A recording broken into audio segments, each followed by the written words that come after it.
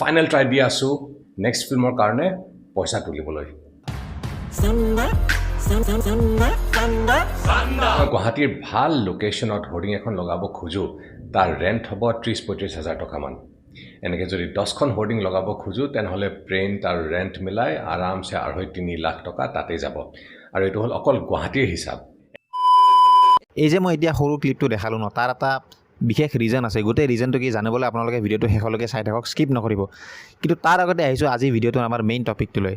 য'ত আমি আলোচনা কৰিম অহা 13 মে' তাৰিখে ছবিৰ ঘৰত আহিবলগীয়া অসমীয়া চিনেমা লোকেল উৎপাতৰ বিষয়ে যিখন ডাইৰেক্ট কৰিছে আমাৰ সকলোৰে পৰিচিত কেনি বসুমতাৰীয়ে য'ত অভিনয়ত আছে আপোনাৰ বনি দেউৰী বিভাস সিনহা কেনি বসুমতাৰীৰ লগতে গোটেই প্ৰায় হেভি বাজেটৰ টিমটো আৰু ৰিচেণ্ট টাইমত হেভি বাজেটে আমাক কমেডি নামত যেনেকুৱা গিফ্ট দি আছে ইউটিউবত তাক চাই আমি ক'ব পাৰিম যে চিনেমাখন নিশ্চয় ভাল হ'ব লাগে গতিকে এতিয়া আমি আলোচনা কৰোঁ আহক ট্ৰেইলাৰটোৰ বিষয়ে এই কাহিনীটো হৈছে এটা ঘৰত ভাড়া থকা 3জন ল'ৰাৰ বিষয়ে অমিত জনি আৰু মণ্টু য'ত তেওঁলোকৰ মালিকে এই ল'ৰা 3জনক একেবাৰে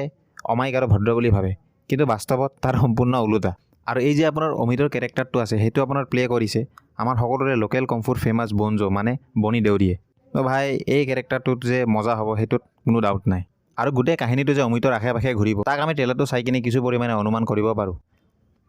আৰু এই যে অমিত আছে তাৰ এজনী গাৰ্লফ্ৰেণ্ড আছে যাৰ নাম হৈছে মায়া যাৰ বাপেক এটা সময়ত শ্বুটাৰ আছিল আৰু বেচাৰা আমাৰ অমিত যিহেতু সি মিডিল ক্লাছ সেইকাৰণে তাৰ গাৰ্লফ্ৰেণ্ড মায়াৰ বায়েকে ল'ৰাজনক একেবাৰে দেখিব নোৱাৰে আৰু লগতে আমি দেখা পাওঁ মায়াৰ এক্স বয়ফ্ৰেণ্ড আৰু ট্ৰেইলাৰটো চাই কিনে এনেকুৱা লাগে যে ক'ৰবাত নহয় ক'ৰবাত এই এক্স বয়ফ্ৰেণ্ডজনে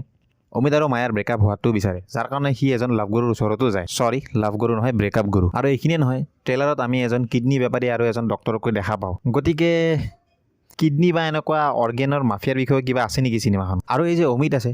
তেখেতৰ এজন দাদায়েকো আছে যাৰ নাম হৈছে ৰবীন যাক প্লে কৰিছে আমাৰ সকলোৰে পৰিচিত কেনি বসুমতাৰীয়ে আৰু ট্ৰেইলাৰটোত এই কেৰেক্টাৰটোক ডিজাষ্টাৰ প্ৰ'ন হিচাপে দেখুওৱা হৈছে মানে য'ত যি টি ঘটনা ঘটি যোৱা টাইপৰ মানুহ আৰু ক'ব নোৱাৰোঁ কিয় যেতিয়া মই লোকেল উৎপাত চিনেমাখনৰ টাইটেলটো চাইছোঁ ন আৰু তাৰ লগতে সেই আগৰ লোকেল কমফৰ্ট গোটেই টিমটো মোৰ মাথা চাৰিওফালে বাৰে বাৰে লোকেল কমফৰ্ট এই ফেমাছ ডাইলগটো ঘূৰি আছিল হয় তোৰ হাগা লাগিছে নেকি অভাৰঅল ট্ৰেইলাৰটো স্পেচিয়েলিটি এয়াই যে গোটেই চিনেমাখনত যিকেইটা চৰিত্ৰ আছে গোটেইখিনি অলৰেডি ৰিভিল কৰি দিয়া হৈছে যদিও মেইন ষ্টৰিটো কি আমি এতিয়ালৈকে কোনো ধৰিব পৰা নাই কিন্তু এই যে গোটেই টিমটো আছে ন মানে আপোনাৰ হেভি বাজেটৰ টিমটো এওঁলোকে মিলি যিহেতু এখন চিনেমা বনাই আছে সেই চিনেমাখন যে প্ৰমিজিং হ'ব তাত মোৰ কোনো ডাউট নাই আৰু আই এম চিয়'ৰ যিসকলে এই চিনেমাখন চিনেমা হলত চাব যাব তেওঁলোকে লোকেল কমফৰ্ট দৰে এটা এক্সপিৰিয়েঞ্চ পাব বুলি আশা কৰি কিনে যাব এইখিনিতো হৈ গ'ল চিনেমাখনৰ ট্ৰেইলাৰটোৰ বিষয়ে এতিয়া আহিছোঁ মই আৰম্ভণিতে দিয়া সেই সৰু ক্লিপটোৰ বিষয়ে ক'বলৈ এতিয়া চাওক RRR হওক বা KGF হওক অসমতো যে হাউচফুল কৰি চিনেমা চোৱা এটা পাগল অডিয়েঞ্চ আছে সেয়ে আমি সকলোৱে ইতিমধ্যে দেখি আহিছোঁ বিশেষকৈ আপোনালোকে যদি KGFটোৰ ৰিচেণ্ট কোকৰাঝাৰৰ ঘটনাটো চাই আপোনালোকে নিজে ভাবিব যে হয় অসমতো চিনেমা লাভাৰৰ অভাৱ নাই আৰু এনেকুৱা নহয় যে চাওক আমি অকল হিন্দী চিনেমাই চাওঁ আমি সকলোৱে অসমীয়া চিনেমা চাওঁ তাৰ উদাহৰণ হৈছে মিছন চাইনা কাঞ্চনজংঘা আৰু ৰত্নাকৰৰ নিচিনা ছাকচেছফুল চিনেমাবোৰ কিন্তু ইয়াত কথাটো কি জানে আপোনাৰ মিছন চাইনাই হওক বা ৰত্নাকৰে হওক এই চিনেমা কেইখন কমাৰ্চিয়েলি হিট হোৱাৰ মেইন কাৰণটো হৈছে তেওঁলোকৰ প্ৰমোশ্যন চিনেমা কেইখন ৰিলিজ হোৱাৰ আগত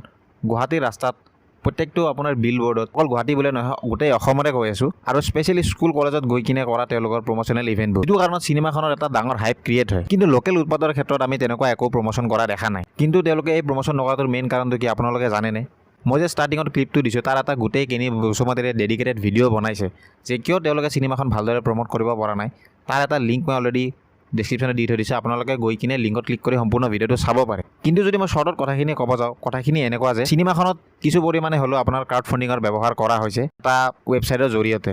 গতিকে সহজ ভাষাত ক'বলৈ গ'লে চিনেমাখন তেওঁলোকে যেনেদৰে প্ৰমোট কৰিব লাগিছিল তেনেকৈ প্ৰমোট কৰিব নোৱাৰে মূল কাৰণটো হৈছে ধনৰ অভাৱ বা ইংলিছত ক'ব গ'লে লেক অফ বাজেট আৰু ভিডিঅ'টো চাইহে মই গম পাইছোঁ যে এটা বিলবোৰ্ড বা হোৰ্ডিং এখন লগাব গ'লে আপোনাৰ প্ৰায় 30,000 পৰা 35,000 টকাৰ খৰচ হয় গতিকে ভাবক গুৱাহাটীত যদি তেনেকুৱা 10টা বিলবোৰ্ড লগাব যায় আপোনাৰ কিমান খৰচ পৰিব আৰু অল অভাৰ অসমততো কথা বাদেই দিলোঁ কিন্তু যদি মই মোৰ পাৰ্চনেল অপিনিয়নটো দিব যাওঁ ঠিক আছে তেওঁলোকে হোৰ্ডিং লগাব পৰা নাই বা প্ৰমোচনেল ইভেণ্ট অৰ্গেনাইজ কৰিব পৰা নাই কিন্তু এটলিষ্ট যদি তেওঁলোকে অসমৰ ফেমাছ ইউটিউবাৰ্ছবোৰৰ তাতে যাই কিনে নিজৰ চিনেমাখনৰ প্ৰমোচন কৰিল হয় তেতিয়াহ'লে হয়তো অলপমান হাইপ এটা ক্ৰিয়েট কৰাত তেওঁলোকে ছাকচেছফুল হ'ল হয় ন' ডাউট তেওঁলোকে অলৰেডি অজান্ত্ৰিকত গৈ আহিছে চিনেমাখনৰ প্ৰমোচনৰ কাৰণে কিন্তু তথাপিও যিটো আপোনাৰ মাছ একদম মানে ইউটিউব কমিউনিটি তাত তেওঁলোকে ৰিচ আউট কৰিব পৰা নাই কিন্তু মই এইটোও ভালদৰে নাজানো যে ইউটিউবাৰবোৰেনো এই চিনেমাবোৰ প্ৰমোচন কৰাৰ কাৰণে কিমান চাৰ্জ লয় কিন্তু ৰত্নাকৰ অহাৰ আগে আগে যতীন বৰাক এনেকুৱা কৰা দেখা গৈছিল কিন্তু মই ভাবোঁ